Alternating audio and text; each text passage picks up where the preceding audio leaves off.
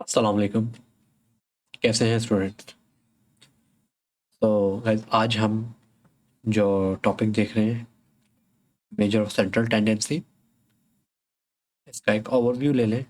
Basically इसका मकसद क्या है और ये हमें कहाँ फ़ायदा देता है, ठीक है? और ये करने के बाद आप किस किस्म का डेटा के बारे में आइडिया लगा सकते हैं।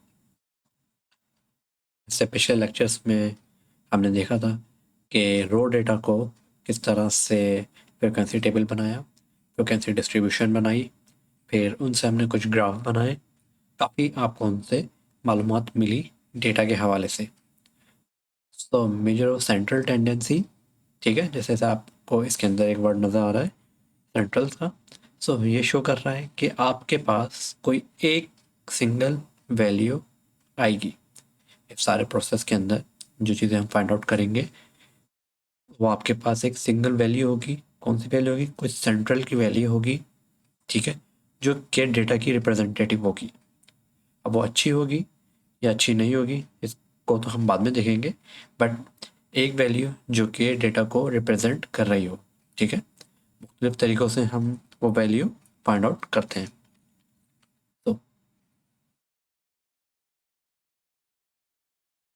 तो मेजर ऑफ सेंट्रल टेंडेंसी और सबसे ज़्यादा इम्पोर्टेंट जो है, इसको मेजर ऑफ लोकेशंस भी कहते हैं और इन्हें एवरेजेस भी कहते हैं, ठीक है। ठीक है, यहाँ पर एवरेजेस लिखा हुआ है।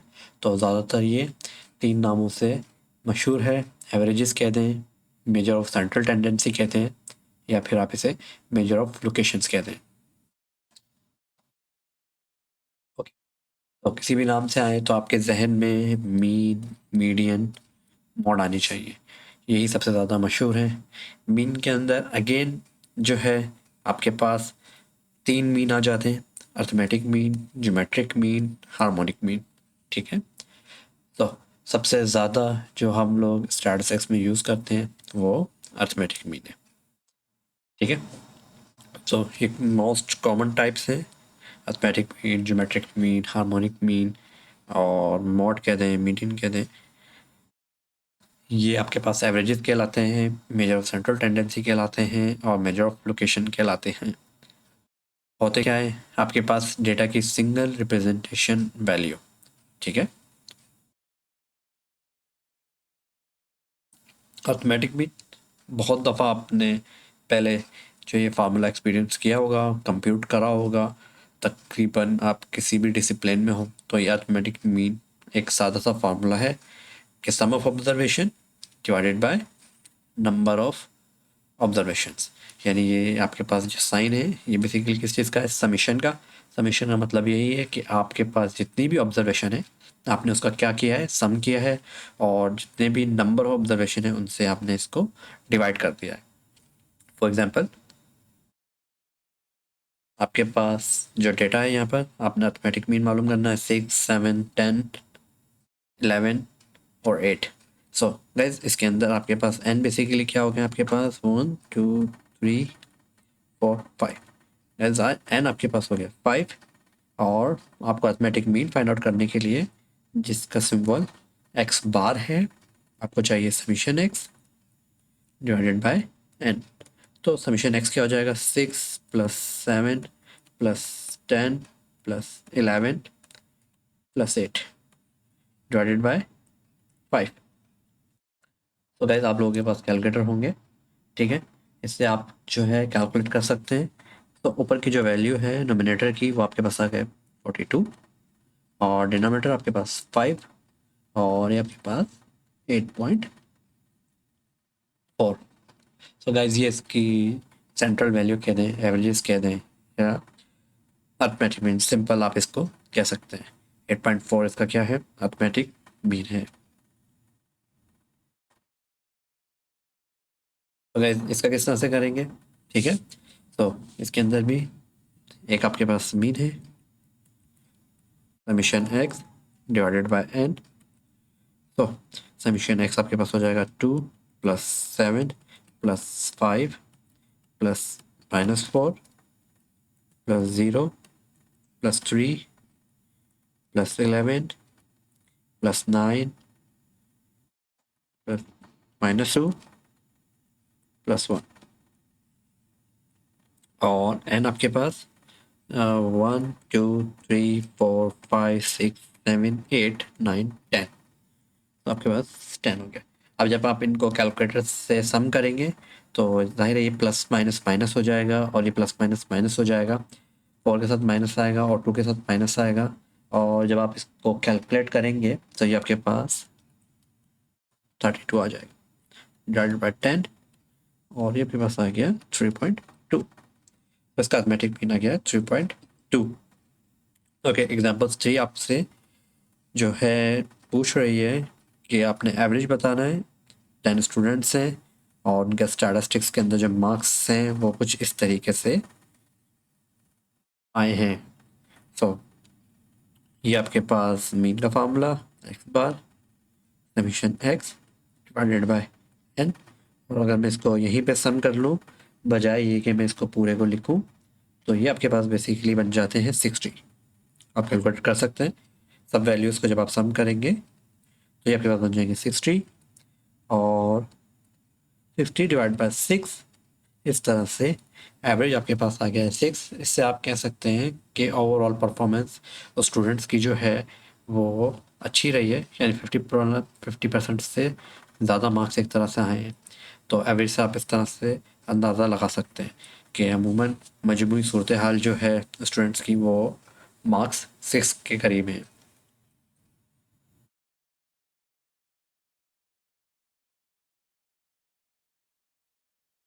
ओके गाइस, अब इसके अंदर देखें, find the mean of the following number is 17, find the value of के। यहाँ पर आपके पास के की वैल्यू आपने फाइंड आउट करनी है, और जबकि आपको मीन गिवन है, सो डेटा में आपने मीन लिखा, मीन आपके पास है 17, और फार्मूला लिखते हैं। फार्मूला आपके पास हो जाएगा mean x divided by n. So guys, mean आपके पास कितना है 17, और एन 1 2 3 4 5, एन आपके पास है 5। सो ये आपके पास हो जाएगा summation x divided bye 5, 5 divide वहाँ जाके मल्टीप्लाई हो जाएगा। सो ये आपके पास बेसिकली क्या हो जाएगा, ओके ऐसे करते हैं, नीचे ही करते हैं, multiply by 5 is equals to summation x, और ये आपके पास हो जाएगा 85। ओके, समीशन एक्स की जगह मैं क्या लिखूँगा, 12 प्लस 18 प्लस 21 प्लस के प्लस 13। ठीक है, जितने भी मेरे पास ऑब्जर्वेशन है मैंने उन्हें ऐड कर दिया है। सो ऐड करने के बाद जो मेरे पास वैल्यू आएगी 12 प्लस 18 प्लस 21 प्लस 13, वो हो जाएगी 64 प्लस के, और दिस इज़ 85। ठीक है, सो गाइज अगर मैं यहाँ से आगे चलूँ 64 राइट में आपके पास पॉजिटिव क्वांटिटी है, जब आप उसको लेफ्ट पे मूव करवाएंगे तो वो आपके पास नेगेटिव हो जाएगा, तो -64 इज इक्वल्स टू के, और के की जो वैल्यू आपके पास आ गई है 21। इसको आप खुद से भी थोड़ा क्रॉस चेक कर सकते हैं। ठीक है गाइज।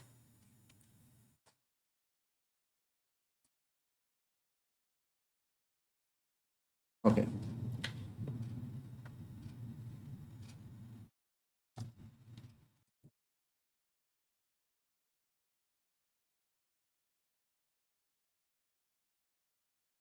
नेक्स्ट एग्जांपल्स के अंदर mean of 10 number is 8। Okay, ठीक है, इसे थोड़ा सा ऊपर करते हैं, और 11th number is now included in the result. The mean becomes 9. What is the value of 11th number? So questions आप लोगों को समझ में आ गया होगा। 10th नंबर्स की जो 10 ऑब्जर्वेशन जो हैं उनका मीन 8 है। अगर 10th में एक ऑब्जर्वेशन और ऐड कर दी जाए और मीन 9 हो जाए तो वो 11th ऑब्जर्वेशन कौन सी होगी? ठीक है, वो 11th ऑब्जर्वेशन क्या होगी? फॉर एग्जांपल आपके पास n जो है 10 है, तो निशानी के तौर पर मैं एक्सटेंड लिख देता हूँ कि ये जो मीन है ये 10th नंबर का है जो कि 8 है। ठीक है। इसी तरह अगर आपके पास 11th नंबर है, n जो है अगर 11 हो जाए और उनका जो मीन है वो आपके पास 9 हो जाए, वो 11 नंबर कौन सा होगा? ठीक है, सबसे पहले तो हम ऐसा करते हैं, सम मालूम कर लेते हैं 10 नंबर का और फिर हम फाइंड आउट करते हैं सम 11th नंबर का। 11th नंबर से में से 10th नंबर हम निकाल देंगे तो बाकी जो रिमेनिंग रह जाएगा वो हमारे पास आखिरी नंबर होगा, यानी 11वां नंबर वो होगा। ठीक है। सो अगर मैं यहीं पे अगर फार्मूला यूज़ करूँ तो मीन का फार्मूला मुझे दोबारा लिखने की ज़रूरत है। मेरा ख्याल है आप लोगों को याद हो गया होगा। ठीक है, summation x divide by n. So mean की जगह हो गया 8। सो समीशन एक्स की जगह समीशन एक्स लिख देते हैं और यहाँ पे मैं 10 लिख देता हूँ कि 10th ऑब्जर्वेशन का समय और डिवाइडेड बाय 10। ठीक है। इसी तरह यहाँ पर ये समीशन एक्स और यहाँ पे मैं 11 लिख देता हूँ निशानी के तौर पर कि ये जो है 11 नंबर का समय डिवाइडेड बाय 11। तो यहाँ पर आपके पास ये कितना हो जाएगा? 80 हो जाएगा समीशन एक्स। ठीक है, ओके। और ये आपके पास क्या हो जाएगा? ये 99 हो जाएगा समीशन एक्स 11 के तौर पर। अब अगर ये 11th नंबर में से 10th नंबर अगर मैं निकाल दूंगा तो जो लास्ट नंबर बचेगा वो कौन सा नंबर होगा? मेरे पास 11th नंबर होगा। ठीक है। सो इसको मैं लिख सकता हूँ x11 करके। x11 बेसिकली क्या है आपके पास? x11 आपके पास है x minus summation 10x। So 99 minus 80 equals to 19। तो गाइस इस तरीके से आपने फाइंड आउट कर लिया है 11th नंबर। ठीक है। तो अब गाइस हम देखते हैं अर्थमेटिक मीन की कुछ प्रॉपर्टीज। सही है। प्रॉपर्टीज बेसिकली क्या करती हैं? आपका काम आसान कर देती हैं, यानी एक ड्यू प्रोसेस से गुजरने के बाद जो रिजल्ट आपके पास आते हैं, अगर आपको प्रॉपर्टीज मालूम है और वो क्राइटेरिया डेटा वो क्राइटेरिया सेटिस्फाई कर रहा है तो हम वो ड्यू प्रोसेस को छोड़कर डायरेक्ट प्रॉपर्टी को यूज़ करके हम आंसर बता सकते हैं कि इसका आंसर ये होगा या इस डेटा का रिजल्ट ये होगा। ठीक है गाइस। तो सबसे पहली प्रॉपर्टीज, सबसे मशहूर प्रॉपर्टीज और ये आप बार बार आप देखेंगे किस तरीके से हम यूज़ करते हैं, the sum of deviation of the value from their mean is zero. ठीक है गाइस, बहुत दफ़ा आप लोग यूज़ करेंगे और आगे तक की चीज़ चलती रहेगी आपके पास कि सम डेविएशन जो है, बेसिकली डेविएशन जो है यहाँ पर वो मीनिंग में आता है डिफरेंस के। मीनिंग में आता है डिफरेंस के, यानी आप मीन का डिफरेंस ले रहे हैं बाकी तमाम एक्स की वैल्यू से, सारी ऑब्जर्वेशन से, और जब आप उसका सम करेंगे तो आपके पास आंसर क्या आएगा? ज़ीरो आएगा। ठीक है, करके देख लेते हैं। ये आपके पास है एक्स और एक्स मीन निकालना है मुझे। सो इस डेटा का अगर मैं मीन निकालना चाह रहा हूँ तो वो क्या आ जाएगा मेरे पास? 22 plus 17 plus 27 plus 14 plus 22 plus 18। ऐसा ही है गाइज। तो और नंबर ऑफ ऑब्जर्वेशन आपके पास कितनी है? 6 है। तो ये आपके पास हो गया है 120। ठीक है, आप सम करेंगे तो आपके पास 120 आ जाएगा डिवाइडेड बाय 6 और आपके पास मीन आ गया है 20। ठीक है। सो गाइज अब मुझे कंप्यूट क्या करना है? मुझे x माइनस एक्स का मीन मालूम करना है, यानी मुझे डेविएशन देखनी है फ्रॉम मीन से। तो मैं ऐसा करता हूँ, वर्टिकली काम कर लेता हूँ क्योंकि वर्टिकली हम लोग ज़्यादा कंफर्टेबल रहते हैं स्टैटिस्टिक्स में। ठीक है। तो वर्टिकली काम करने के लिए मैं कुछ कॉलम बना लेता हूँ, एक ये फिर एक ये और सो गाइस ये तो आ गया एक्स का कॉलम। ये हो गया आपके पास 22 17 27 14 22 18 और ये आपके पास आ जाएगा एक्स माइनस एक्स का मीन। ठीक है गाइस, और इसको आप लिख सकते हैं यहाँ पे यहाँ पे आप इसको इस तरह से लिख सकते हैं x माइनस 20, क्योंकि मीन इस डेटा का जो मीन है वो 20 है। ठीक है, तो 22 minus 20, 17 minus 20, 27 minus 20, 14 minus 20, 22 minus 20, 18 minus 20।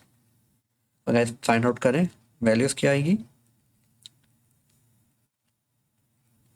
तो ये आपके पास हो गया 2 और -3, 7 -6, 2 -2। ठीक है गाइस, सो -2 -6 और -3, 11 हो गया, माइनस का 11, इसी तरह 7 और 2 9, 9 और 2 11। अगर आपने जब इसका सम किया तो आपके पास जो आंसर आया वो था 0। तो यही हमारी प्रॉपर्टी ने हमें बताया था कि अगर आप डेविएशन लेंगे वैल्यूज का मीन से तो उसका जो सम होगा वो क्या होगा, 0 होगा। ठीक है, सेकंड प्रॉपर्टी, सेकंड प्रॉपर्टी है आपके पास सम ऑफ स्क्वायर डेविएशन। ठीक है गाइज, सो आप देखिएगा ये क्वांटिटी भी हम at the end of the course तक यूज़ करते रहेंगे। ठीक है ना, deviation sum of square, square of deviation, क्योंकि वेरिएंस के अंदर भी यही यूज़ होगा, स्टैंडर्ड डेविएशन के अंदर भी यही होगा, और कुछ मिलता जुलता ही है मीन डेविएशन अबाउट मीन, उसके अंदर भी कुछ यही चीज़ें यूज़ हो रही होती हैं। ठीक है, सो ये आप प्रॉपर्टी आपको क्या बता रही है कि अगर आप sum of square of deviation from arithmetic mean is minimum. For example अगर आप इसकी इस क्वांटिटी के अंदर मीन की जगह कोई भी वैल्यू ले लें तो वो वैल्यू, ये जो लेफ्ट साइड पर क्वांटिटी है, इससे क्या होगी, बड़ी ही होगी। इसका मतलब ये हुआ mean deviation about mean square जो है वो सबसे छोटी वैल्यू आपको देगा। ठीक है, सही है, यकीन नहीं आता तो करके देख लें एक दफ़ा। ओके, तो इसके अंदर अब हम लिखेंगे, अगेन कॉलम बना लेते हैं। ठीक है, और थोड़ा जल्दी इसको कंप्लीट करते हैं। ये आपके पास हो गया है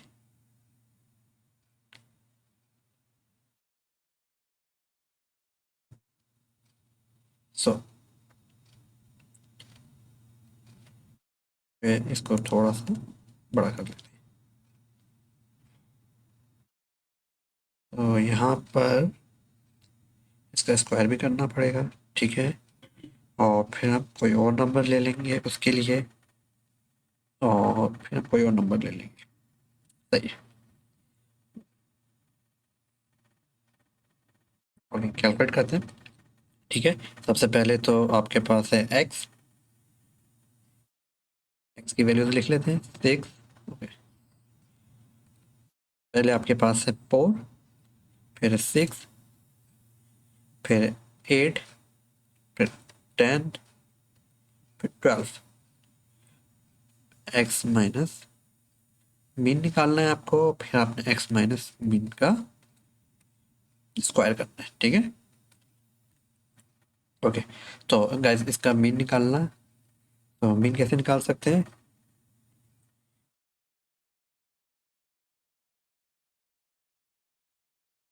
ओके, मीन निकालने के लिए ही आपके पास हो जाएगा 40।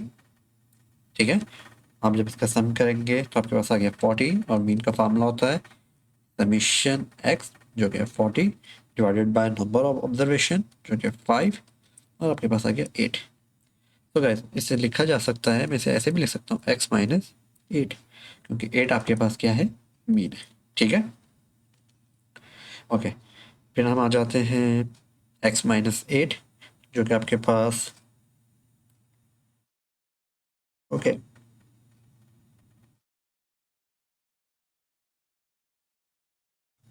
सही, ये आपके पास हो जाएगा 4 माइनस 8, 6 माइनस 8, 8 माइनस 8 और 10 माइनस 8, 12 माइनस 8। तो गाइस ये कितना हो जाएगा आपके पास? ये हो जाएगा -4, -2, 0, 2, 4। ठीक है। और गाइस जब आप इसका स्क्वायर करेंगे तो ये आपके पास कितना हो जाएगा? 16, 4, 0, 4, 16। आप में से कोई मुझे आंसर देगा अगर मैं इस कॉलम का सम करूं तो क्या आएगा, विदाउट कैलकुलेटर यूज़ करें या विदाउट कैलकुलेशन के? तो यकीन आप लोग समझ गए होंगे, ये हमारे पास फर्स्ट प्रॉपर्टी है mean deviation. About mean, about values वो हमेशा क्या होती है आपके पास? ज़ीरो होती है। ठीक है।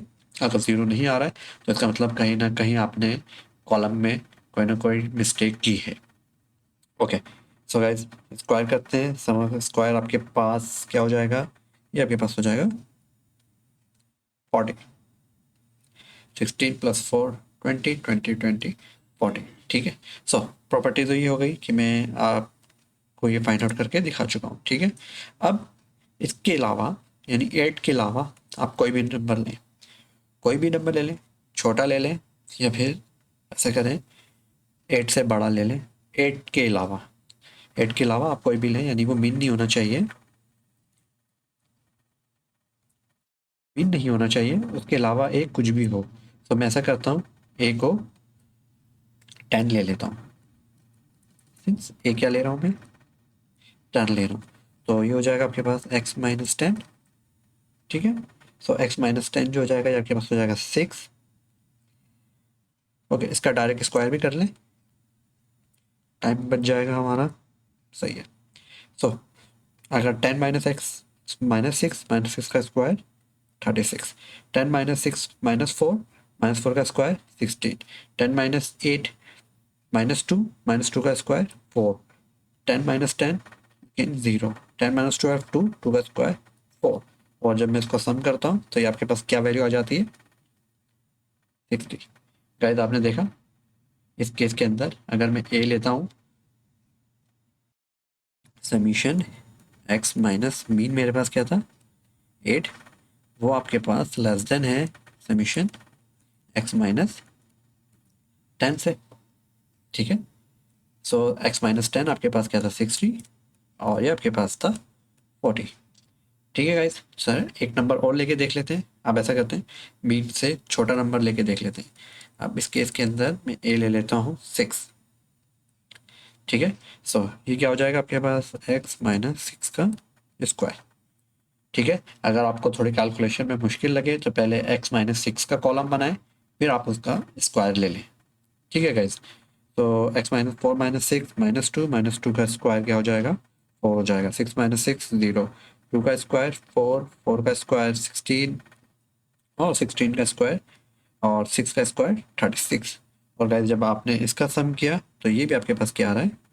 अगेन 60 आ रहा है। इसका मतलब ये हुआ कि अगर आप, ये मीन आपके पास था 8 और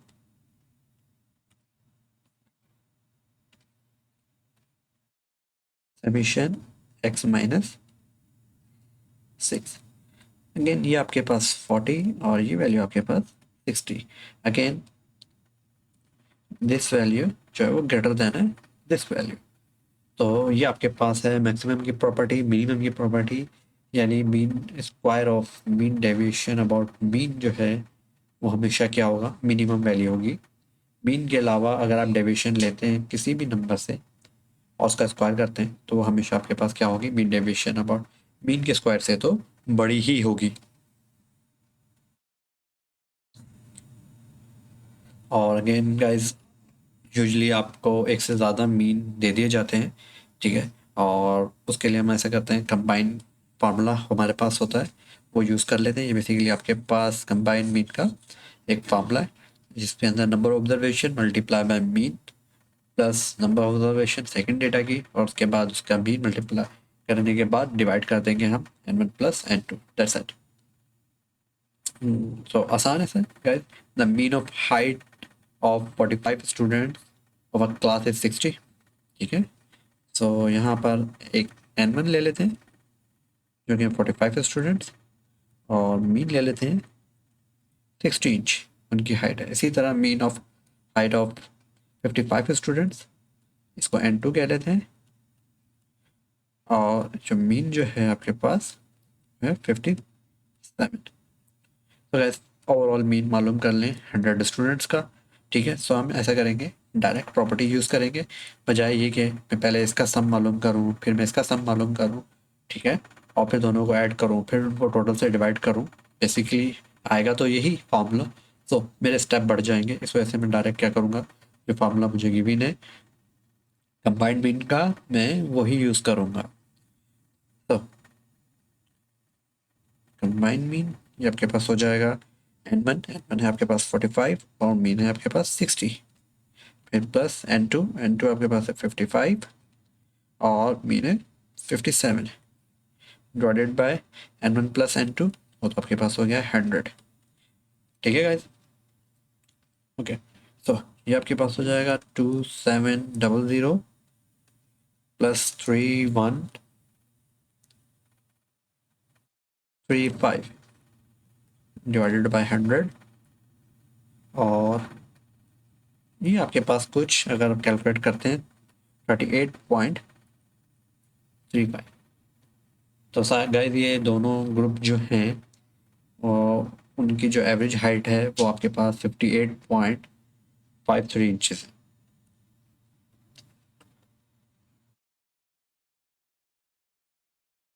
okay guys, fourth property important property है। अगेन मैंने बताया ये प्रॉपर्टीज़ जो हैं आपका टाइम बचाती हैं। आप एक ड्यू प्रोसेस करने के बाद जो रिज़ल्ट आपको मिलते हैं, अगर तो कोई डेटा वो क्राइटेरिया फुलफिल कर रहा होता है, ठीक है, कंडीशन फुलफिल कर रहा होता है, तो आप डायरेक्ट उसके ऊपर प्रॉपर्टी यूज़ करके आप क्या कर सकते हैं, अपना रिजल्ट फाइंड आउट कर सकते हैं और एक ड्यू प्रोसेस से बच सकते हैं, जो भी होता है, ठीक है। तो इसके अंदर देखें, फॉर एग्जांपल आपके पास एक्स है, वेरिएबल एक्स, यानी अगर आप डेटा के अंदर कोई भी कांस्टेंट, डेटा के अंदर कोई कांस्टेंट ऐड कर दें या सब्ट्रैक्ट कर दें, ठीक है ना। So arithmetic will also be added और subtracted by the same constant, यानी जो दूसरा डेटा आपको मालूम करना है उसका उसके मीन के अंदर भी अगर आप ऐड और सब्ट्रैक्ट कर देंगे तो आपके पास सेम रिजल्ट आ जाएगा। इसको मैथमेटिकली थोड़ा सा देखते हैं, उससे आसानी होगी। फॉर एग्जाम्पल आपके पास डेटा क्या गिवन था, आपको एक्स गिवन था, यानी इससे पहले जितने भी आपको एक्स गिवन है वो थे, ठीक है।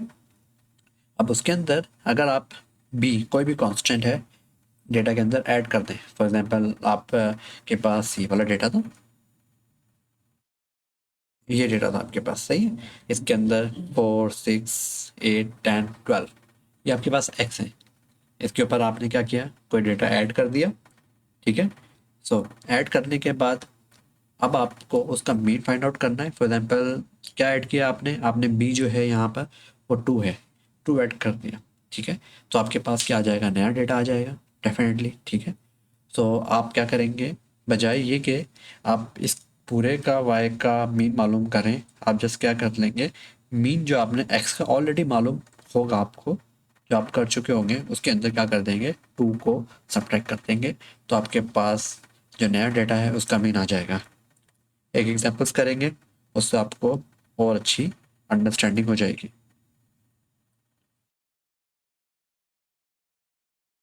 ओके, तो ये एग्जांपल है, ठीक है। तो दोनों तरीक़ों से मैं आपको करके दिखाऊँगा। जो ट्रेडिशनली है, जो ड्यू प्रोसेस है, उससे भी हम इस डेटा को सॉल्व करेंगे, और जो कि हमारे पास प्रॉपर्टी है, उससे भी हम डेटा को सॉल्व करेंगे। फॉर एग्जांपल ये आपके पास डेटा एक्स है,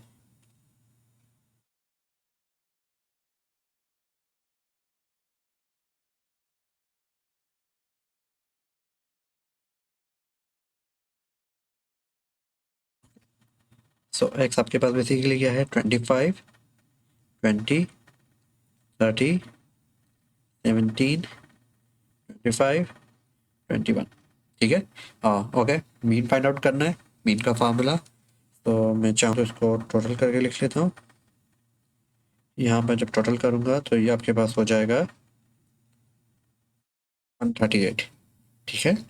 सो ये 138 डिवाइडेड बाय 6, ठीक है, ऐसे ही है ना। और ये आपके पास हो जाएगा 23। आप अपने पास कैलकुलेट भी करें, मैं भी अपने पास कैलकुलेट कर रहा हूँ, ये आपके पास मीन है, ठीक है। तो अब गाइज, अब आपने मालूम करना है एक नया डेटा आपके पास आ गया है जो कि किससे बना है, इसी एक्स से बना है। किससे बना है? इसी एक्स से बना है। सो वो नया डेटा कैसे बना सकते हैं? Y is equals to 2x plus 3।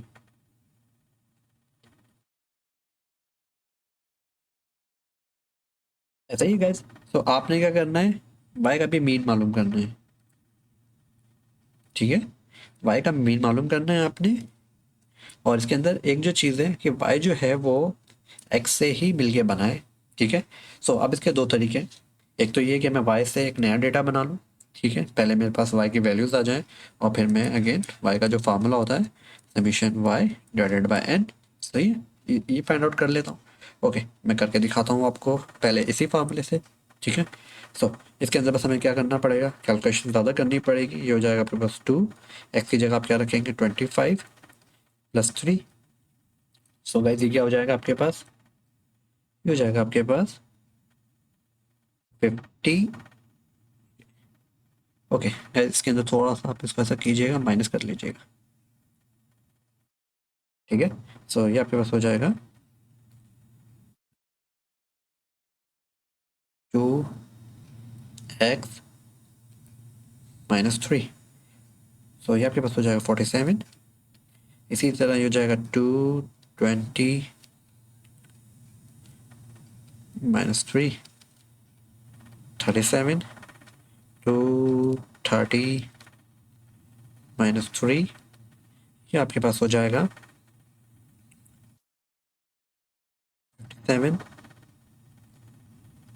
217 minus 3, ये आपके पास हो जाएगा 31, 225 माइनस 3, ये हो जाएगा 47, 221 माइनस 3, तो ये आपके पास हो जाएगा 39। ठीक है गाइज, ऐसे ही अभी आपके पास एक नया डेटा आ गया है, ठीक है। जब आप इसका सम करते हैं तो ये हो जाता है 258। ओके, शायद अगर मेरे कैलकुलेटर ने गलत,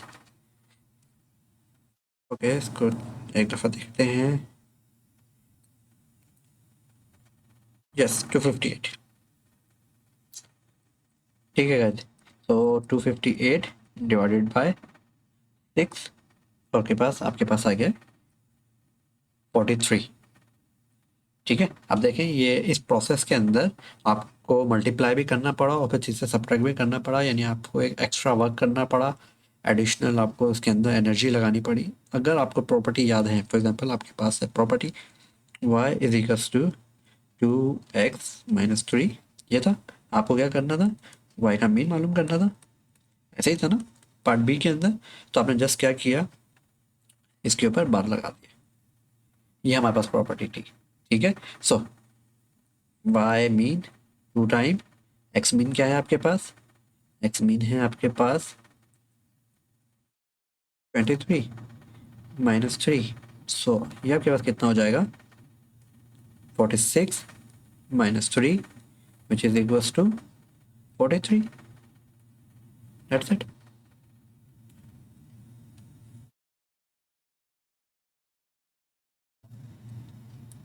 ठीक है स्टूडेंट्स, ये देखें 43 यहाँ पर भी आपके पास 43 आया था और यहाँ पर भी आपके पास 43 आया। तो इस तरीके से प्रॉपर्टीज़ जो हैं वो आपकी हेल्प आउट करती हैं। ये सारे प्रोसीजर्स से मैं बच सकता था, सारे प्रोसीजर से मैं बच जाता अगर मुझे प्रॉपर्टी पता होती। तो डेफिनेटली अब आप लोगों को पता है, आप लोग चाहें तो इसको यूज़ कर सकते हैं।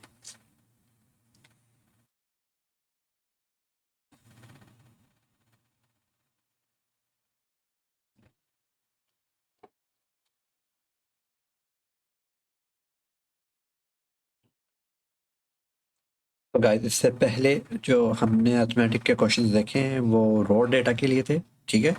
सो अब हम देखते हैं फ्रिक्वेंसी डिस्ट्रीब्यूशन के लिए, ठीक है। फ्रिक्वेंसी डिस्ट्रीब्यूशन, क्योंकि हमारे पास जो रॉ डेटा होता है उसके अंदर वैल्यूज़ बहुत ज़्यादा भी हो सकती हैं, ठीक है। 100 भी हो सकती हैं, 1000 भी हो सकती हैं, 10,000 भी हो सकती हैं। तो उसको as a raw data manage करना और हैंडल करना खासा मुश्किल काम होता है, ठीक है। तो इस वजह से हम क्या करते हैं, फ्रिक्वेंसी डिस्ट्रीब्यूशन निकाल लेते हैं, उसकी फ्रिक्वेंसी डिस्ट्रीब्यूशन बना लेते हैं, और वो इतना बड़ा डेटा जो होता है हमारे पास, वो एक छोटे से टेबल के अंदर कंपोज हो जाता है, ठीक है।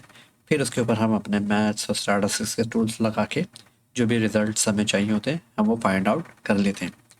तो अब हमने देखना है कि फ्रिक्वेंसी डिस्ट्रीब्यूशंस के अगर हमारे पास क्वेश्चंस हो या डेटा हमें फ्रिक्वेंसी डिस्ट्रीब्यूशंस की फॉर्म में गिवन हो, तो फिर हम लोग अर्थमेटिक मीन का फार्मूला किस तरह से यूज़ करेंगे। ऑफकोर्स आप लोग पहले देख चुके होंगे और आप लोगों ने पहले किया भी होगा। सो अगेन यहाँ पर आपके पास जो है summation f x divide by summation F. तो वैसे यहाँ पर आप इसको इस तरह से भी लिख सकते हैं, summation f x divided by number of observation, capital n कहते हैं, समीशन एफ एक्स डिवाइडेड उसका छोटा एन कह दें। Basically divide by total observation होता है, और ये समीशन एफ जो होता है आप पीछे देख चुके हैं टोटल ऑब्जर्वेशन ही होती है, यानी जितना भी आपको डेटा होता है उसको इन टर्म ऑफ फ्रीक्वेंसी लिख रहे होते हैं, ठीक है। सो जब एट द एंड आप सम करेंगे तो वो आपके पास टोटल ऑब्जर्वेशन ही आएगी, ठीक है। सो किसी भी तरीके से आप लिख सकते हैं, तीनों एक्सेप्टेबल हैं, बट आपको कॉन्सेप्ट क्लियर होना चाहिए कि डिवाइड के अंदर क्या होती है, टोटल ऑब्जर्वेशन होती है, ठीक है। सो अब ये क्वेश्चन है, इसे सॉल्व करते हैं, ठीक है। तो यहाँ पे उन्होंने बता दिया है कि आपके पास 25 डेज हैं, और ये find the mean sale per day. Okay, ये आपके पास सेल हुई है 25 डेज में से 3 डेज जो है वो सेल हुई है 1650, 5 डेज जो सेल हुई है 1900, और 8 डेज जो सेल हुई है 2050। इस तरह से आपको गिवन है डेटा 25 डेज का, ठीक है। सबसे पहले हम ऐसा करते हैं, टेबल बनाते हैं।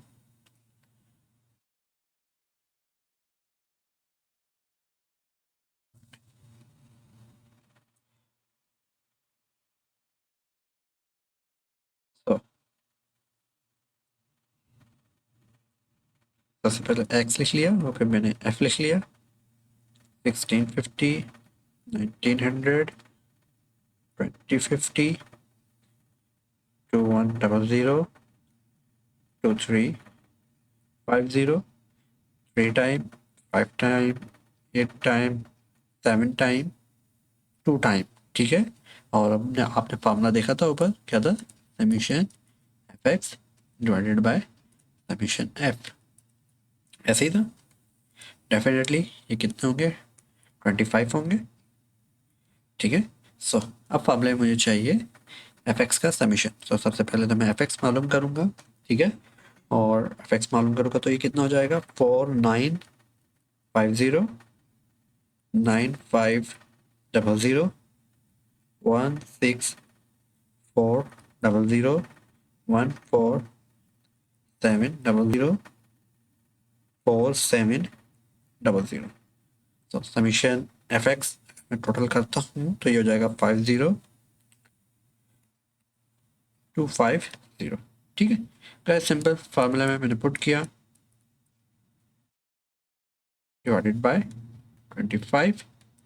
तो गाइस आपके पास आंसर आ गया 2010, यानी 25 डेज की जो एवरेज सेल है वो बेसिकली 2010 रुपीज़ है।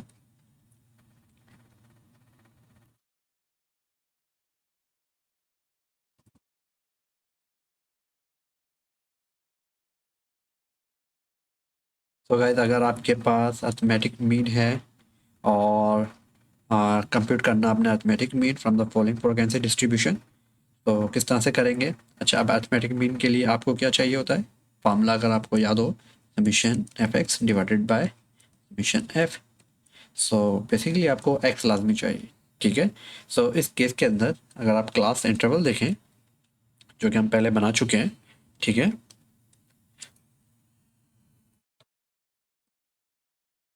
तो गाइस अब मैं ऐसा करता हूँ, एक्स मालूम कर लेता हूँ मिड पॉइंट से, जैसे कि हमने थोड़ी देर पहले किया था।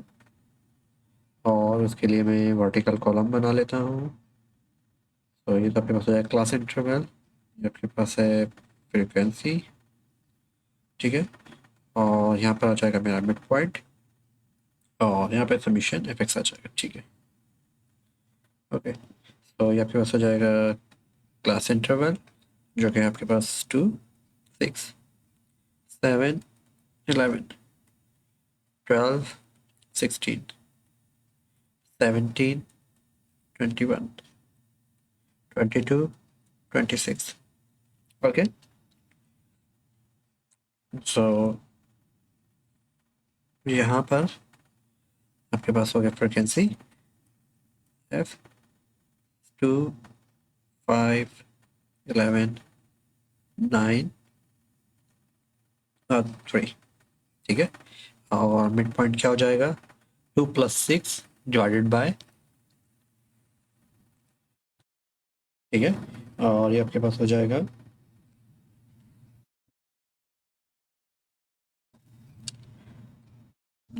8 डिवाइड बाय 2, 4।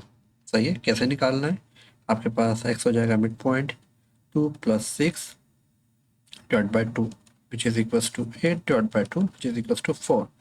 इसी तरीके से 7 + 11 divide by 2 which is equals to 18 और divided by 2 is equals to 9। So this is a 9, this is 14, this is 19 और this is 24, ठीक है। क्योंकि इनके अंदर जो गैप है बेसिकली 5 का है। अगर आपने एक मिड पॉइंट निकाल लिया तो बाकी सारे 5 के डिफरेंस से आप कंप्यूट कर सकते हैं, ठीक है। ओके, तो एफ एक्स क्या हो जाएगा आपके पास, 8, 9 5 ज़ा 45, फिर 11 4 ज़ा 154 और 171 और 72, ठीक है।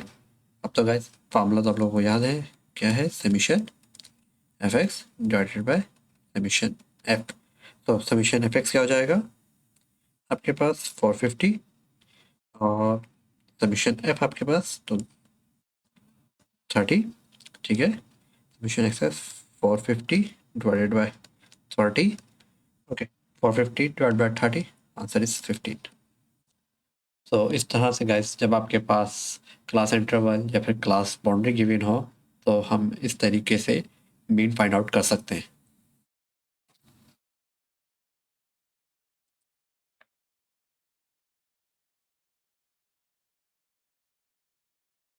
अगेन गाइस इम्पोर्टेंट है, वेटेड मीन कंफ्यूज बिल्कुल मत होइएगा। वेटेड मीन से ये बिल्कुल उसी तरीके से काम करेगा जिस तरह से आपके पास फ्रिक्वेंसी डिस्ट्रीब्यूशन काम करती है। कहीं वेटेड देख के आप समझें कि ये तो हमसे होगा ही नहीं, ये तो हमने किया ही नहीं, बिल्कुल ऐसा नहीं है, ठीक है। ज़्यादातर कैटेगोरिकल डेटा होता है, क्वालिटेटिव डेटा के अंदर भी और क्वांटिटेटिव डेटा के अंदर भी।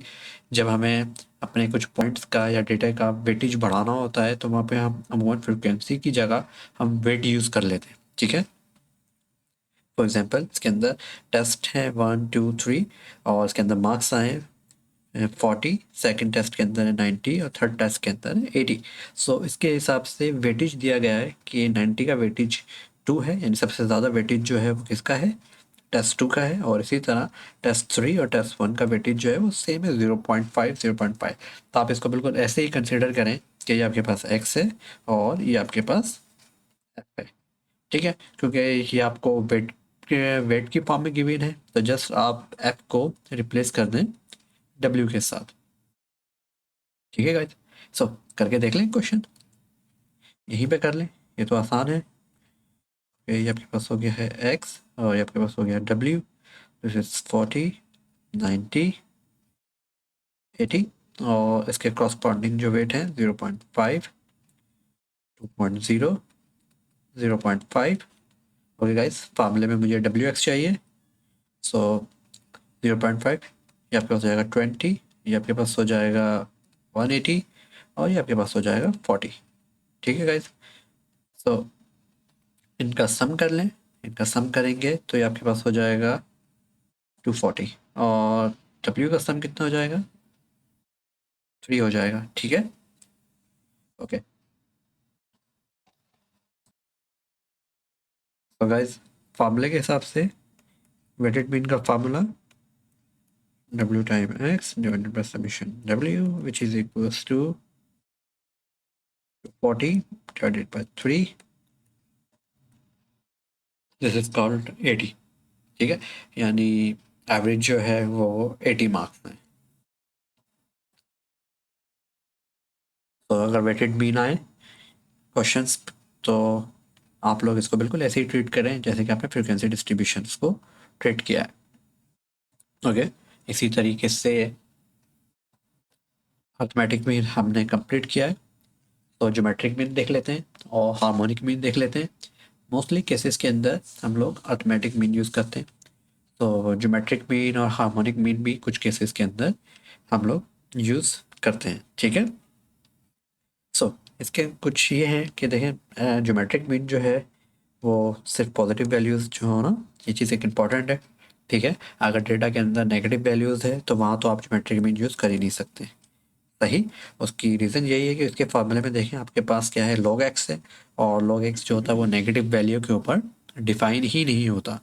तो ज्योमेट्रिक मीन के लिए आपके पास क्या होगा, आपके पास पॉजिटिव वैल्यूज़ होंगी। ठीक है, और उसका फार्मूला इससे भी कर सकते हैं। ठीक है, और हम इससे करेंगे। ठीक है,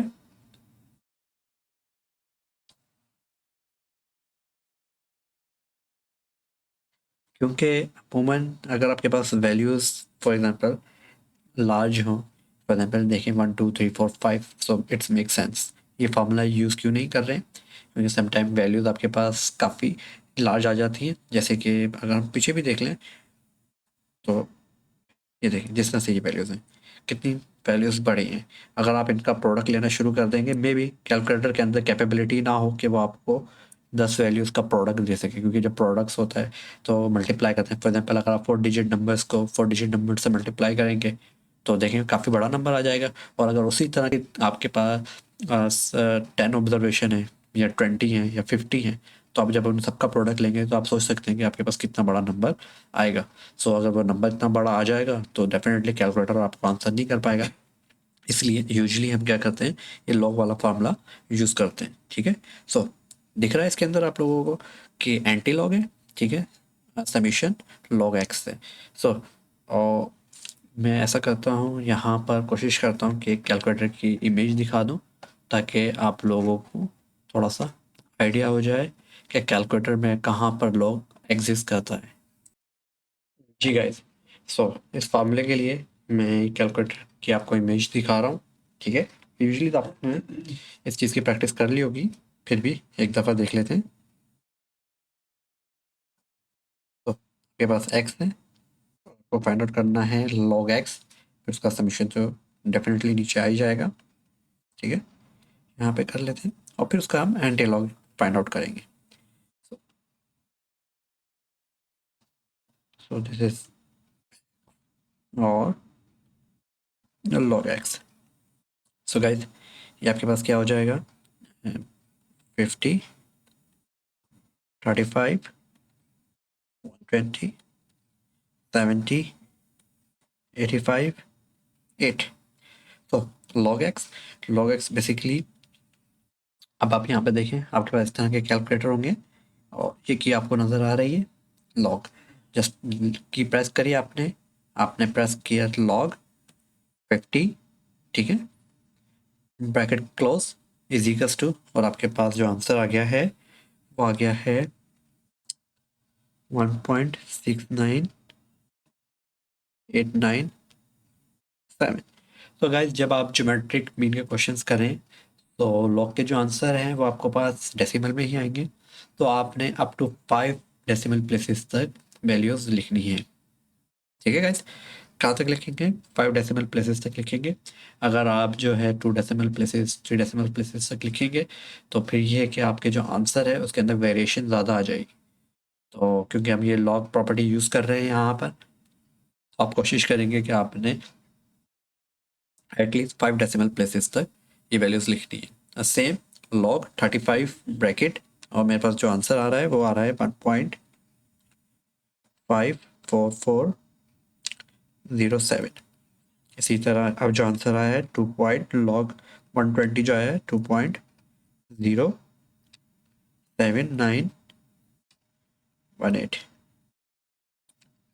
1.84510 1.92940 और 0.90309।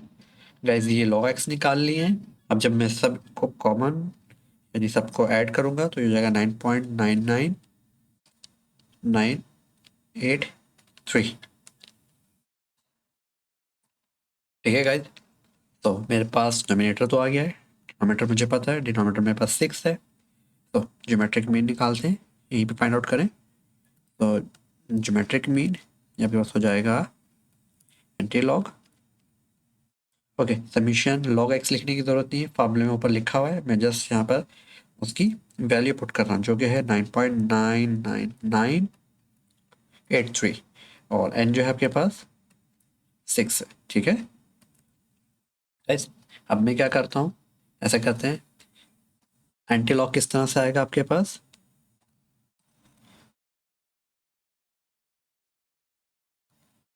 गाइस यहाँ देखें, आपके पास है लॉग और 10 की पावर लिखी हुई। खैर, जो आप जिस की के ऊपर लॉक प्रिंट हुआ है आपने वही की दबानी है शिफ्ट प्रेस करने के बाद। शिफ्ट लॉक करेंगे तो इसका मतलब ये है कि आप एंटी लॉक फाइंड आउट कर रहे हैं। अगर आप सिंपल लॉक करेंगे तो इसका मतलब आप लॉक फाइंड आउट कर रहे हैं।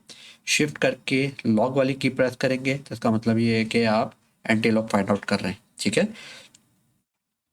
तो मैं जब शिफ्ट करके एंटी लॉक किया तो ये 10 की पावर कुछ आ गया और 10 की पावर जो भी है वो मैंने उसमें ये वैल्यूज़ पुट करी है और जो वैल्यूज़ मेरे पास आई है वो आई है आपके पास। ओके, मैं एक मिनट कोशिश करता हूँ कि आप लोगों को यहाँ पर दिखा भी दूँ।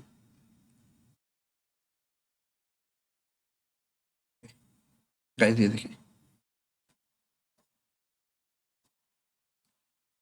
ओके ये मैंने शिफ्ट करके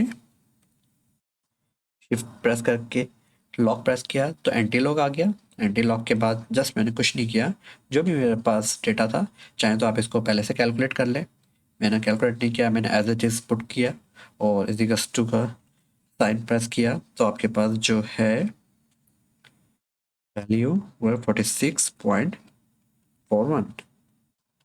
कहते आपके पास आ गए ज्योमेट्रिक मीन। ठीक है, आसान है।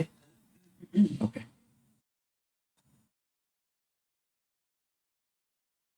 अगेन ग्रुप डेटा की किस तरह से आप ज्योमेट्रिक मीन फाइंड आउट कर सकते हैं, जिस तरह से आपने अर्थमेटिक मीन फाइंड आउट किया था। अगर मैं अर्थमेटिक मीन का थोड़ा सा फॉर्मूला दोबारा से रिवाइज करवा दूँ आपको, summation f x divided by summation F.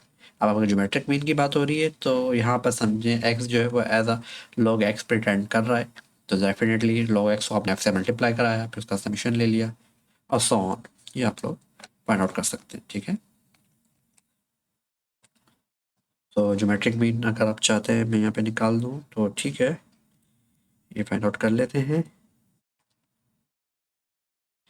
ये आ जाएगा एक्स, ये आ गया एफ का कॉलम और ये आपके पास आ जाएगा लॉग एक्स का कॉलम, फिर ये आपके पास आ जाएगा लॉग एक्स एफ का column.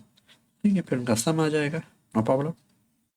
So this x, this is f, this is log x और this is f time log x। ठीक है गाइस, दिस इज 12 13 15 18 20 21। ऐसा ही है। ठीक है, नंबर ऑब्जर्वेशन कितनी है आपके पास, नंबर ऑफ ऑब्जर्वेशन आपके पास 20। तो ये बेसिकली आपके पास है 2 5 5 4 3 1, दिस इज 20। ठीक है, सो log x निकालेंगे। सो अब कैलकुलेटर में मैंने आपको करके बताया कि किस तरह से आप लोग फाइंड आउट करेंगे। तो मेरे पास जो वैल्यूज़ हैं मैं वो लिख रहा हूँ, आप लोग उसको क्रॉस चेक कर सकते हैं अपने कैलकुलेटर में।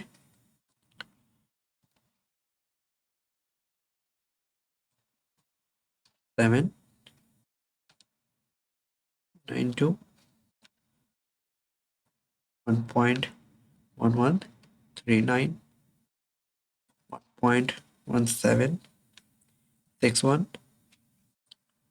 1.2553 1.3010 1.3222। ठीक है गाइस, अब आपने क्या करना है, नेक्स्ट कॉलम में ऐप को मल्टीप्लाई करवाना है, क्योंकि आपके पास फार्मूला यही है। फार्मूला ज्योमेट्रिक मीन का क्या है आपके पास, एंटी लॉग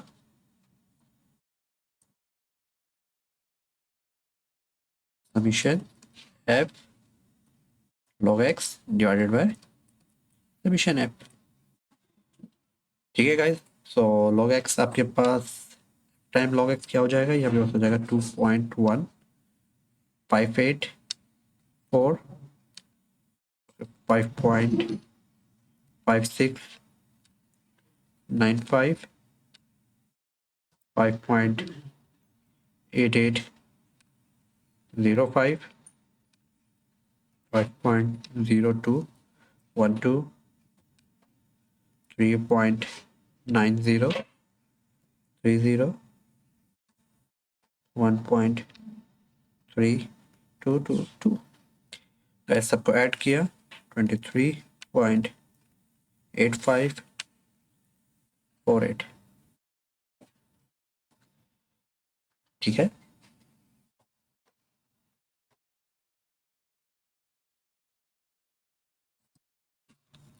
तो गाइस ये आपके पास हो गया है एंटी लॉग और 23.8548 डिवाइड बाय 20।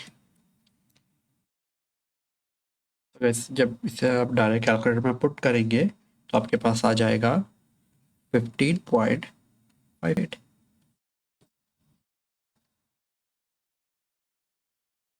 तो इस तरह से आपने ज्योमेट्रिक मीन फाइंड आउट कर लिया।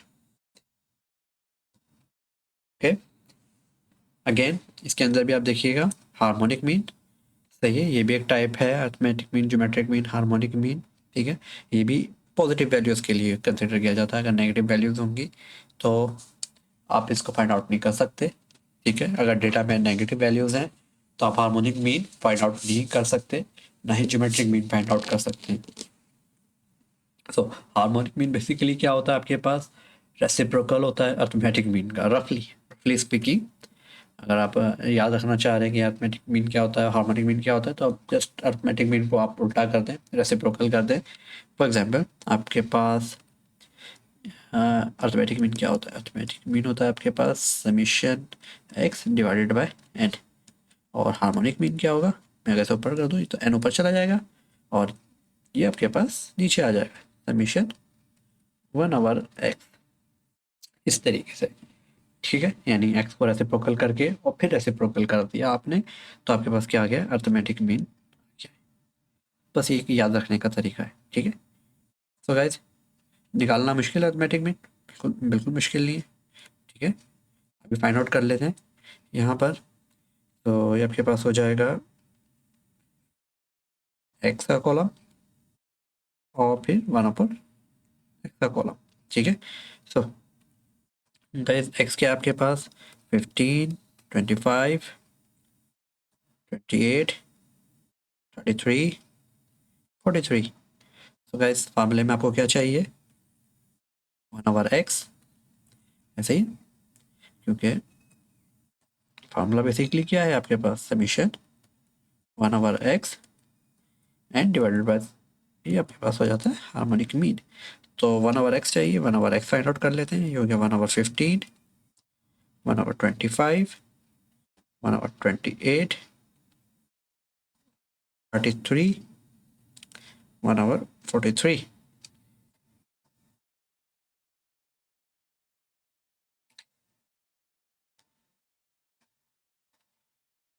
सो गाइस इसका कैलकुलेटर के अंदर पहले आप ऐसा करें, डेसिमल वैल्यूज़ आ जाएंगी और फिर उसके बाद आप क्या करेंगे, उसको ऐड कर लेंगे। सो बेसिकली ये जिस तरह से वैल्यूज़ आ रही है 0.0 0.0667 और ये वाली जो वैल्यू है ये आ रही है 0.0400। ठीक है, आप जस्ट ऐसा कीजिए कि ये डायरेक्ट कैलकुलेटर के अंदर इस तरीके से आप पुट करें अपना 1/15 प्लस 1/25 प्लस 1/28 प्लस 1/33 प्लस 1/43। सो जो भी आपके पास आंसर आ जाएगा, जो आंसर मेरे पास आ रहा है दिख रहा है मुझे, वो है 1953। सो नंबर ऑब्जर्वेशन 5 है और 0.1953। तो आपके पास जो आंसर आ जाएगा वो आ जाएगा 25.60। ओके गाइस, क्रॉस चेक कर लीजिएगा इसको।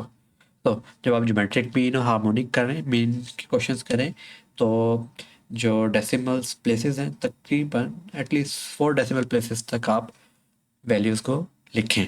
ठीक है, ओके गाइस, अब अगेन अंदाज़ा लगा लें, इतने क्वेश्चंस आप लोगों ने कर लिए हैं कि अगर आपके पास अब ये ग्रुप डेटा होगा तो आप किस तरीके से फाइंड आउट करेंगे। That's it, simple.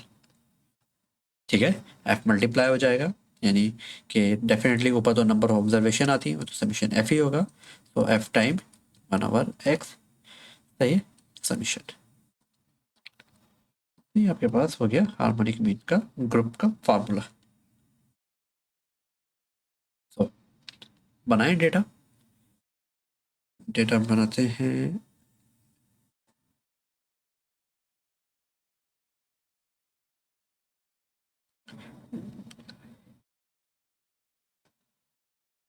ओके, ये आपके पास हो जाएगा x, ये हो जाएगा f, और ये हो जाएगा 1/x, और फिर हो जाएगा f टाइम 1/x, जैसे कि मुझे फार्मूले में चाहिए। Harmonic mean equals to f time, okay, summation f divided by summation f/x लिख लें। ठीक है गाइस, तो दिस इज 41, 42, 44, 49, 50।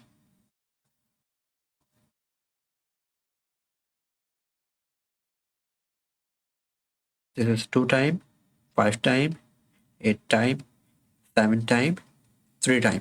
ठीक है, सो 1/x क्या हो जाएगा, 1/41, 1/42, 1/44, 1/49, 1/50।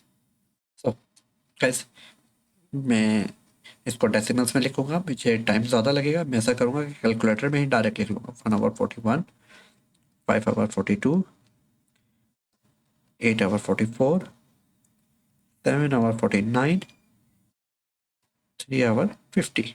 सिंपल। ओके, सो समीशन एफ बेसिकली है आपके पास 25, ऐसे ही। सो हार्मोनिक मीन फाइंड आउट कर रहे हैं, हार्मोनिक मीन समीशन एफ हो जाएगा 25 हो जाएगा। ठीक है, ऐसा ही है। बाकी सारी वैल्यूज़ का सम आप लिख लें, 2/41 plus 5/42 plus 8/44 plus 7/49 plus 3/50। Okay, ये डिनोमिनेटर डायरेक्ट कैलकुलेटर को आपको जो वैल्यू है वो फाइंड आउट हो जाएगी, और वो है आपके पास 0.55254। और जब आप इसको 25 से आप डिवाइड करेंगे तो आपके पास आ जाएगा 45.25। तो गाइस, हार्मोनिक मीन आपके पास आ गया है 45.25। सो जो रिलेशनशिप बिटवीन है arithmetic mean, geometric mean, harmonic mean, ठीक है, वो क्या होता है आपके पास। अर्थमेटिक मीन हमेशा क्या होता है, ग्रेटर देन होता है ज्योमेट्रिक मीन से, और ज्योमेट्रिक मीन हमेशा ग्रेटर देन होता है या एटलीस्ट इक्वल्स टू होगा हार्मोनिक मीन के। ऐसा नहीं है कि अर्थमेटिक मीन जो है लेस देन हो जाए हार्मोनिक मीन के, या फिर लेस देन हो जाए ज्योमेट्रिक मीन के। सही है, अर्थमेटिक मीन क्या होता है, ऑलवेज ग्रेटर देन होता है ज्योमेट्रिक मीन के।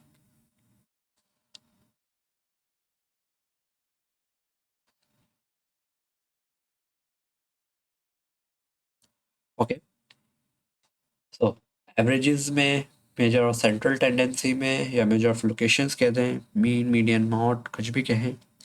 इनमें सबसे आसान जो फाइंड आउट हम कर सकते हैं, ठीक है, जो आसानी से कंप्यूट हो जाता है, वो है मॉड।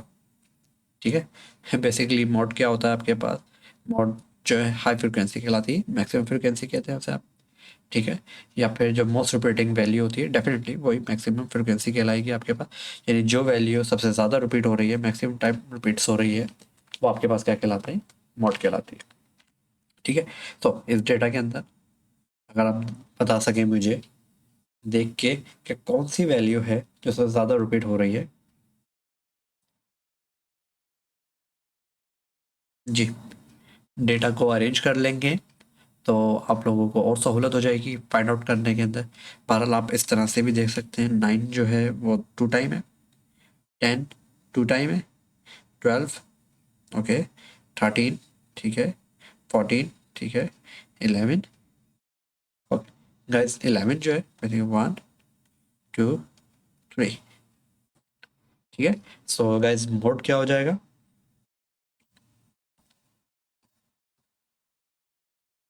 मोड हो गया है आपके पास 11, क्योंकि 11 जो है मैक्सिमम टाइम रिपीट हुआ है। ठीक है,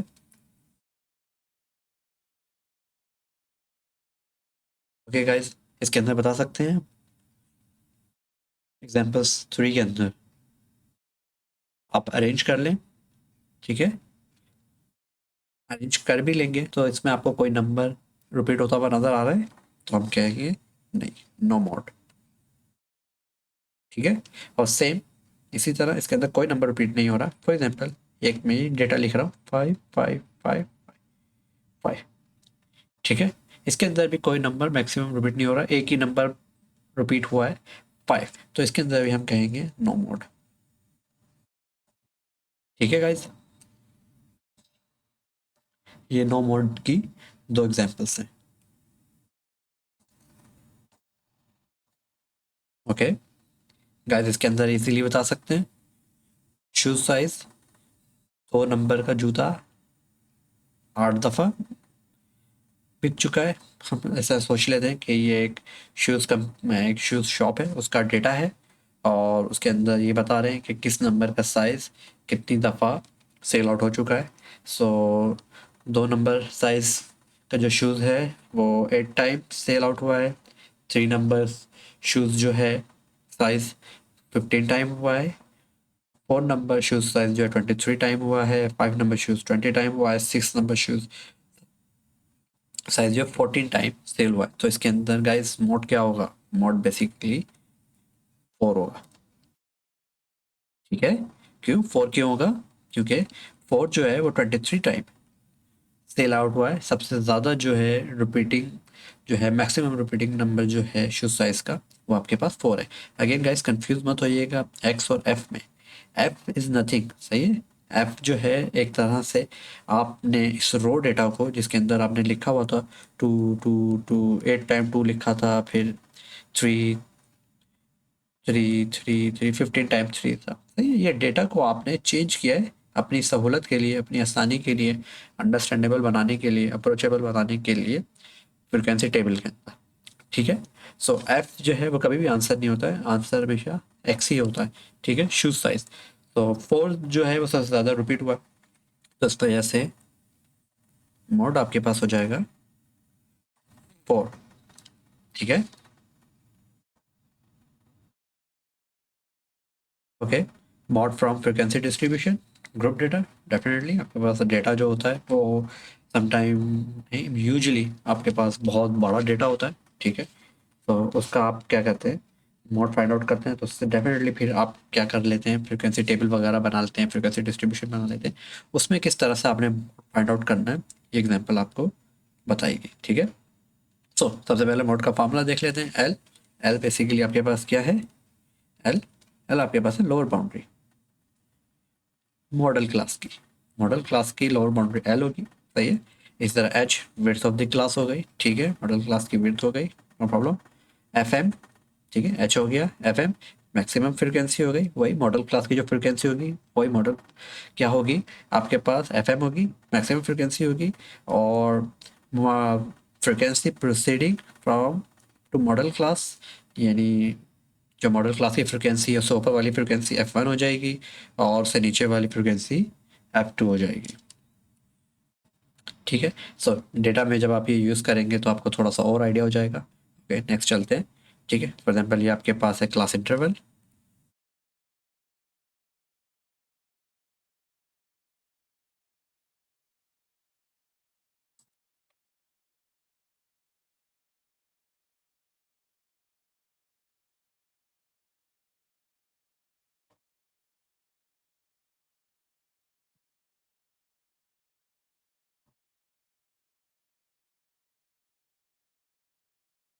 गाइस, एक मेरे पास है क्लास इंटरवल। ठीक है, वैसे यहाँ से भी आपको अंदाज़ा हो जाना चाहिए मॉडल क्लास कौन सी होगी मेरे पास, ये वाली होगी, क्योंकि फ्रिक्वेंसी 9 है तो इसका मतलब ये है कि जो कि 8 और 9 के बिटवीन कोई ना कोई वैल्यू होगी जो कि मेरी मोड होगी, तो ये मेरी मॉडल क्लास है। सो बिल्कुल एग्जैक्टली फॉर्मूले को फॉलो करने के लिए मुझे बेसिकली क्या चाहिए, क्लास बाउंड्री चाहिए। तो मुझे सम टेक्स्ट बुक के अंदर जो है हमारे पास क्लास इंटरवल्स से भी काम चला लेते हैं, बट अब जो हम फॉलो कर रहे हैं उसके अंदर क्लास बाउंड्री है, तो हम ऐसा करते हैं एक कॉलम क्लास बाउंड्री का बना लेते हैं। सो ये आपके पास हो जाएगा 2 से 4, 5 से 7 और 8 से 10 और 11 से 13। ठीक है, और 14 से 16। ठीक है, सो जो है आपके पास बेसिकली 2, 5, 9, 3, 1। सही, और क्लास बाउंड्री क्या हो जाती, याद है गाइस किस तरह से क्या करते थे क्लास बाउंड्री, बेसिकली मकसद आपका क्या है, इनको मैच करना, ऐसे कि ये एक जैसी हो। सही है, इसके लिए करते क्या है, दोनों का डिफरेंस लेते हैं, कोई भी एक ले सकते हैं। फॉर एग्जाम्पल इसका डिफरेंस ले लेता हूँ 5 - 4, और फिर उसको डिवाइड कर दें 2 से, तो 1/2, so this is equals to 0.5। So 0.5 क्या करेंगे हम लोग, लेस करेंगे लोअर लिमिट से और ऐड करेंगे अपर लिमिट्स में, तो जो भी हमारे पास उसके बाद रिजल्ट आएगा वो मेरे पास क्लास बाउंड्री होगी। तो 0.5 को अगर 2 से कर देता हूँ तो ये हो जाता है 1.5, और this is 4.5। So this is 4.5, this is 7.5, this is 7.5, this is 10.5, this is 10.5 और 13.5, 13.5 और 16.5। ठीक है गाइज, ये मेरे पास आ गई है क्लास बाउंड्री। ओके, अगेन मुझे पता है कि मेरी जो मॉड क्लास है वो बेसिकली क्या है, 9। ये मेरी टारगेटेड रो है, जो भी काम करूँगा मैं इस रो को सामने रख के करूँगा, क्योंकि मेरी मॉड क्लास यही है। ठीक है, सो गाइज एच निकालने के दो तरीके हैं, अगर आप लोग क्लास इंटरवल से निकालना है तो आप हमेशा इस तरह से एच निकाला करें, यानी 5 - 2। आप 4 - 2 करके कभी मत निकालिएगा। अगर आप निकालना है कि अगर आपने क्लास विड्थ लेनी है तो क्लास बाउंड्री की होती है, क्लास विड्थ जब लिखा हुआ है तो इसका मतलब ये है कि क्लास बाउंड्री की वो आप डिफरेंस ले रहे हैं, या फिर आप और जब आप क्लास इंटरवल का लेते हैं तो आप प्रोसीडिंग क्लास जो होती है, जो नेक्स्ट क्लास होती है, उसका डिफरेंस लेते हैं। जैसे मैंने लिया 5 - 2 या फिर 8 - 5 या फिर 11 - 8 या फिर 14 - 11, इस तरह से हम लोग क्या करते हैं, एच निकालते हैं। और अगर आप क्लास से निकालनी है, क्लास बाउंड्री से निकाली जा सकती है, उसमें आप ले सकते हैं 4.5 - 1.5। अगेन वो भी आपके पास क्या आ जाएगा, एच यहाँ पे भी 3 आया है, तो एच आपके पास यहाँ पर भी 3 आ जाएगा। ठीक है, सो गाइज अब वो स्टूडेंट्स क्या करते हैं, क्लास इंटरवल में 4 - 2 या 7 - 5 करके निकाल लेते हैं, फिर उनका क्वेश्चन जो है वो गलत हो जाता है। क्लास फिट जो होती है वो बेसिकली क्लास बाउंड्री की होती है। ठीक है, तो क्लास बाउंड्री की आपने लेनी है 4.5 - 1.5। ओके, फार्मूला लिख लेते हैं, फार्मूला हमारे पास आसान है, और which is equals to L plus Fm minus F1 divided by 2 time Fm, सही, माइनस F1 माइनस F2 और मल्टीप्लाई बाय एच। ठीक है गाइस, सब कुछ तो मालूम हो गया है मुझे। तो ये मेरे पास क्या है, एफ एम है। तो इससे ऊपर वाला क्या हो जाएगा, F1 हो जाएगा। और एफ एम से नीचे वाला क्या हो जाएगा, F2 हो जाएगा। सिंपल। और एल लोअर लिमिट मेरे पास क्या हो जाएगी, दिस इज एल। ठीक है। ओके सॉरी, ये नहीं होगी।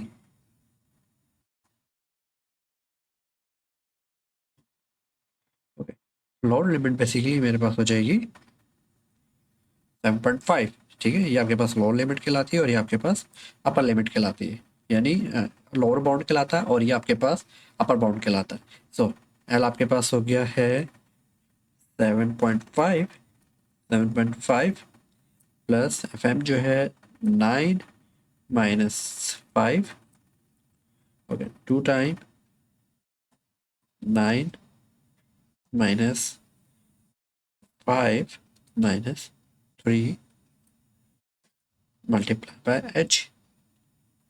कितना है आपके पास, 3। तो गाइज अब मैं इसे अगर कैलकुलेट करता हूँ तो मेरे पास क्या वैल्यूज आ जाएगी। ओके, चाहे तो डायरेक्टली आप कैलकुलेट कर सकते हैं, बट अब ध्यान रखिएगा ब्रैकेट्स वगैरह अगर आप ठीक से पुट करेंगे तो आपका आंसर बिल्कुल ठीक आ जाएगा। सही है। तो ये बेसिकली आंसर आपके पास। ओके, जिस क्वांटिटी को जब मैंने सॉल्व किया है तो गाइज ये आपके पास आ जाएगा 1.2। और जब आप इसको ऐड कर लेंगे 7.5 प्लस 1.2 तो 8.7। शायद इस तरीके से आपने मोड फाइंड आउट कर लिया 8.7। और आप ये देखें 8.7 जो है वो और 8 और 10 के बिटवीन है, 7.5 और 10.5 के बिटवीन है। तो इस तरह से आपने ग्रुप डेटा का फ्रिक्वेंसी डिस्ट्रीब्यूशन का मोड फाइंड आउट कर लिया है। आपने देखा मीन कैसे निकाला है, ग्रुप का, अनग्रुप का, फ्रिक्वेंसी डिस्ट्रीब्यूशन का, फिर आपने ज्योमेट्रिक मीन भी निकाला है, फिर आपने हार्मोनिक मीन भी निकाला है, और फिर आपने मॉड भी इसी तरीके से किया, रॉ डेटा का भी किया, फिर आपने फ्रिक्वेंसी डिस्ट्रीब्यूशन जो आपको गिवन थी उस डेटा का भी किया। ठीक है, अगर आपको सवाल ऐसा और क्यूरीज हो तो आप मुझसे पूछ सकते हैं। ठीक है, फिर मैं कि आपको आंसर कर दूंगा। सो आज का लेक्चर यहीं तक रखते हैं। ठीक है, नेक्स्ट क्लास के अंदर फिर हम मीडियन, परसेंटाइल, डिसाइल वगैरह देखेंगे।